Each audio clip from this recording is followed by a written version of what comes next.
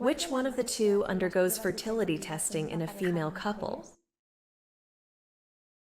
In a relationship made up of two women, the fertility evaluation will be performed on one of them or both, depending on the assisted reproduction treatment that will be applied.